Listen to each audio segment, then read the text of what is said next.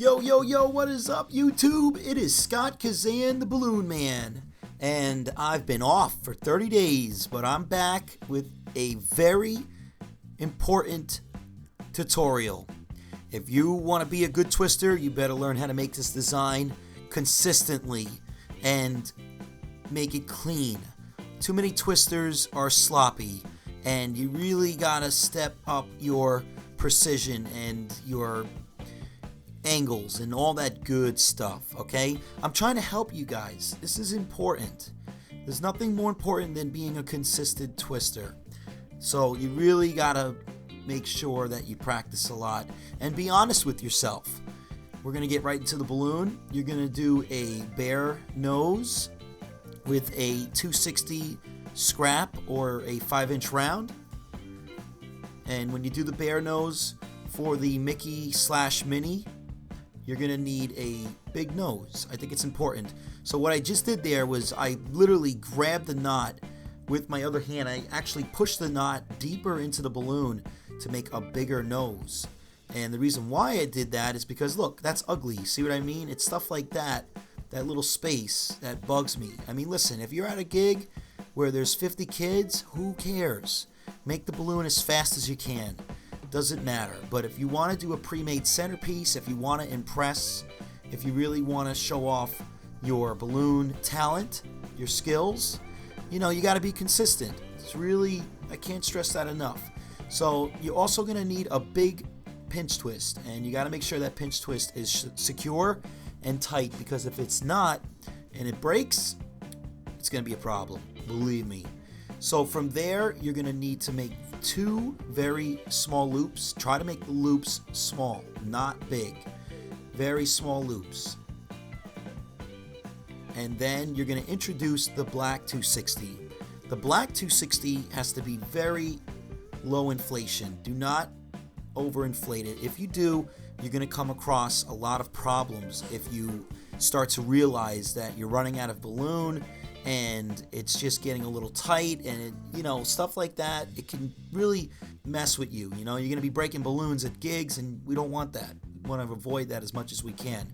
Sometimes there's nothing you could do. Balloons are going to break. That's just what happens. But if you could prevent it from breaking by, being smart about how much air you put in the balloon, definitely you want to do that. So what I'm doing is I'm making eyes. I'm going to find my spot about 2 inches up and then try to do the exact same size bubbles on each side. Those are the eyes. So you want the eyes to be level.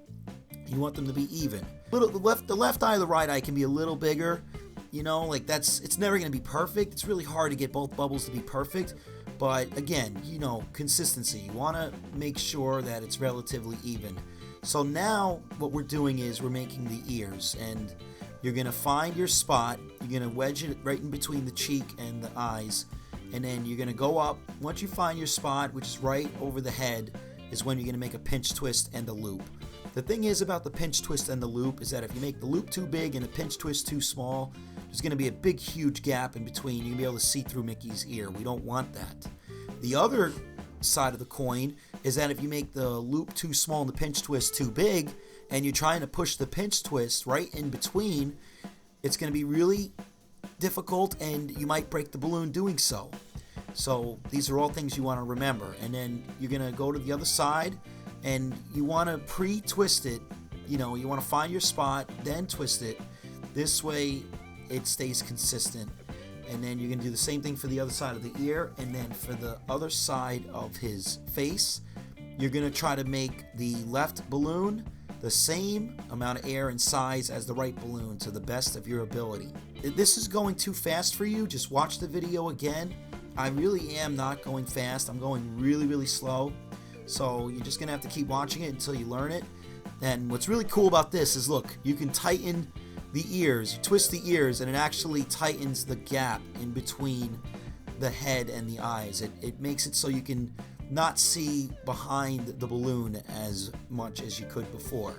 And that's really important. And already, that's really good. I mean, that came out perfect. I'm really happy with the way that looks. And if you can make your Mickeys like that, people are going to be so impressed. They're very, very amazed that you made a Mickey Mouse that looks as flawless as that looks. What I'm doing is I tied the knot through the excess scrap, and now I'm making a pinch twist. And that pinch twist is there just for security reasons. Just, I don't know, I'm weird. I really feel like a pinch twist is important right there. I can't explain why. I would use a black Sharpie.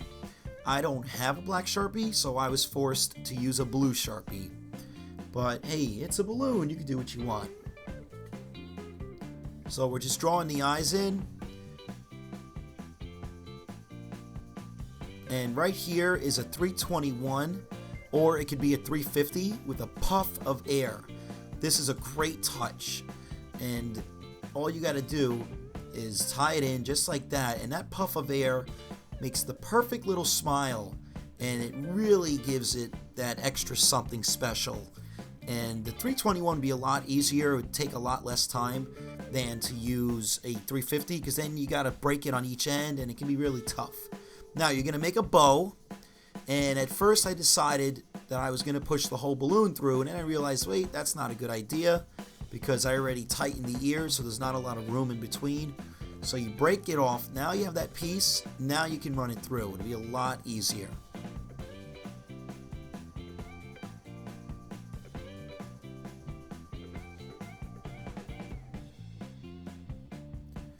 So guys, I gotta tell you, it's been really hard for me to make videos lately. I was working on Baldy's Favorites DVD.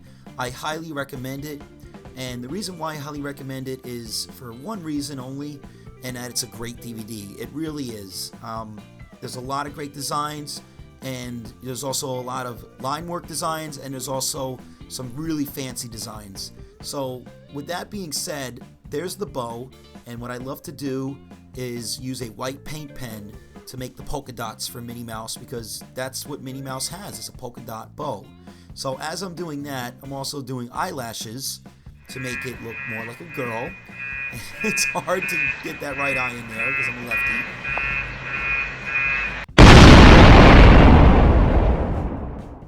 lefty. Something I gotta say, I've been meaning to say this, and look at me, I'm such a mess. I got pen marks all over me now. What a disaster. This has really been bugging me for a while.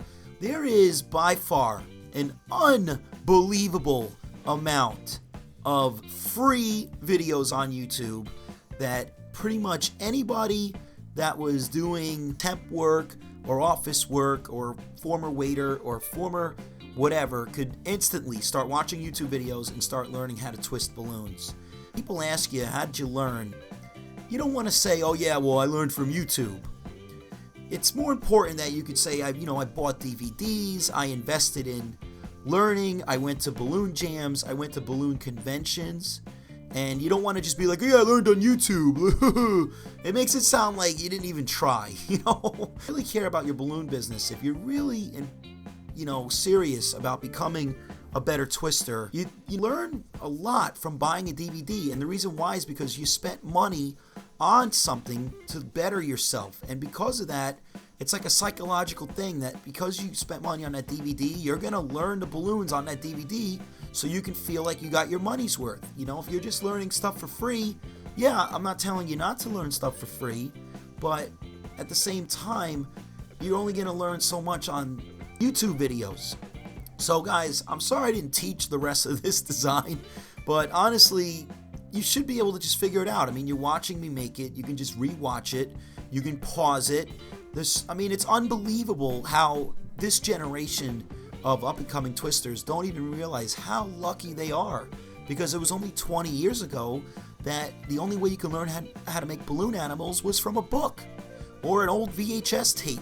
And there weren't many of them out there. And now everybody is making YouTube videos. I mean, there's been some amazing tutorials on YouTube lately from Russia, from Thailand, from Mexico, and from the good old US of A. And it's ridiculous. I mean, I cannot speak enough about that. So guys, that's enough of my rant. Let's get back to the balloon. Don't forget, Baldy's Favorites DVD. You gotta buy it. It's really a good investment. I would not lie to you. If you're not satisfied with the DVD, tell me and I will be so happy to refund you, because it wouldn't be true. There's no way you won't learn amazing balloons from the DVD. So guys, I just showed you how to put the Minnie Mouse on a stick, and that's really important if you just want to make Minnie Mouse's head. But I gotta tell you, this Minnie Mouse head, or Mickey, it's great, you know, and it looks cute on a stick. And the reason why I've been making Mickey or Minnie either on a motorcycle or flying an airplane is for one reason only. It's because I'd rather do that than make the actual body for Mickey or Minnie.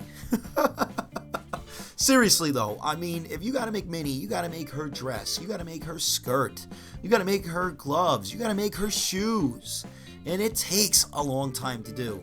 Same goes for Mickey. You gotta make his shoes, you gotta make his gloves, you gotta make his pants, you gotta make his buttons. If you're gonna do it right, you gotta put in every little detail. So what's a great alternative to that? Minnie Mouse flying an airplane. And it's so much fun because you can put the airplane on a balloon stick and the airplane can fly. And people are just so impressed because it's already impressive enough that you can make Minnie Mouse. But when you could put her on a motorcycle or on an airplane, it's like, wow, are you serious? That is unbelievable. I've never seen anything like that before in my entire life. And if you listen to me, you're going to just instantly become a much better twister, and people are going to look at you like you're amazing, and you're going to learn so much if you just go with it. So guys, thank you so much for watching. Thank you so much for listening, and I really appreciate the feedback. So please give this video a thumbs up, and I'll see you next time.